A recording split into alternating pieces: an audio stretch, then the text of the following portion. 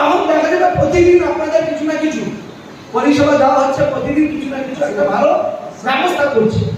সেই জায়গাটা হয়তো বেশি দিন লাগবে না, সেই জায়গাটাও খুব কম দিনে হবে। আমরা যে পদ্ধতিতে এগিয়েছি, হয়তো কিছু ইনভেস্ট করতে হচ্ছে প্রথমেই আমাদেরকে, কিন্তু সেই জায়গা বেশি দিন লাগবে। আমরা বয়স্কদের নিয়ে আমাদের এই ব্লক নয়, এই জেলাটা মডেল ট্রাস্ট হিসাবে অপরাহ্নের আলো দাঁড়াবে, সেই রকম একটা পদক্ষেপ আমরা নিয়েছি। আমরা হয়তো বছর একটা দুর্গাপুজো পরিক্রমা, দুর্গাপুজো করা, মঞ্চয় করা, আপনাদের প্রবীণরা অসহায়, মানে যত পরিবারে যার যত অভাব না থাকলে একটা পরিবার, আমি মনে করি প্রবীণরা আজকের অসহায়। তারা অবহেলিত, তারা মর্যাদা পায় না, তারা সংসারে সম্মান পায় না। যারা এতদিন এত কিছু করেছে না খেয়ে তার ছেলের জন্য, তার পরিবারের জন্য, তারা কিন্তু আজকের অবহেলিত। এটা আমরা যারা জনপ্রতিনিধি কিংবা যারা বিভিন্ন প্রতিষ্ঠানের সঙ্গে যুক্ত, আমরা অতি মুহূর্ত ফিল করি। আমাদের কাছে অনেক অভিযোগ আছে, এবং এই অভিযোগটা একটা পরিবারের অভিযোগ ছেলের বিরুদ্ধে করা, বৌমার বিরুদ্ধে করা কঠিন কাজ। কখন করে অভিযোগ? যখন তাহলে থেকে আবার কেউ অভিযোগও করে, আমরা দেখেছি আত্মহত্যা করে দিয়েছে, সে সিদ্ধান্ত নিয়ে ফেলেছে যে এই জীবন রেখে কি লাভ, যার জন্য আমি এত কিছু করেছি, সেই যদি আজকে আমাকে পর ভাবে, আমার এই জীবন রেখে লাভ কি? অনেকে প্রকাশ করতে পারে না, সম্মানের তাগিদে, সম্মানের ভয়ে দেখা গেছে সুইসাইড করে দিয়েছে। অনেক শিক্ষিত লোক দেখেছে, যার অভাব নেই, টাকার অভাব নেই, সম্পত্তির অভাব নেই। আমরা জাস্ট আপনারা এই ধরনের ধ্বংসাত্মক চিন্তা ভাবনা করবেন না।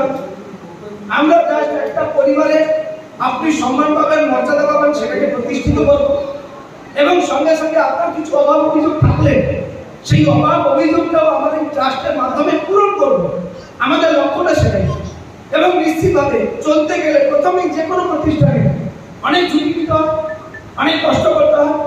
আমি আপনাদের আশীর্বাদ পেলে আমরা নিশ্চিতভাবে বলবো, যেভাবে চলছি আমরা আগামী দিনে এই ট্রাস্ট আপনাদেরকে অনেক বড় বড় পরিষেবা, সুযোগ সুবিধা আমরা এনে দিতে পারবো। সেই ধরনের আমরা সকলের সহযোগিতা নিয়ে এগোনোর চেষ্টা করছি। অনুরূপ আজকে আপনারা এসেছেন, আমরা একটা লিস্ট তৈরি করছি। এবারে যেটা করেছি, পূজা পরিক্রমা যাদেরকে নিয়ে যাবো সেটা হচ্ছে 75-এর মধ্যে বয়স যাবে, 75। অর্থাৎ আমরা গতবারে মনে হয় 60 উন্নয়নের কাজ ডাকলেই দৌড়ে আসে। বাড়ির সঙ্গে হয়তো দেখা যায় এই পরিষেবা দিতে গিয়ে দূরত্ব তৈরি হয়, পরিবারের স্ত্রীর সঙ্গে, ছেলের সঙ্গে, বউর সঙ্গে, কিন্তু কখনো পিছু হটে। মানে এতটা সমাজকে ভালোবাসে, দেশকে ভালোবাসে, এদের ঋণ কোনোদিন শোধ করা যাবে না। এই কারণেই বলছি আমাদের সেই দেবজ্যোতি ধারা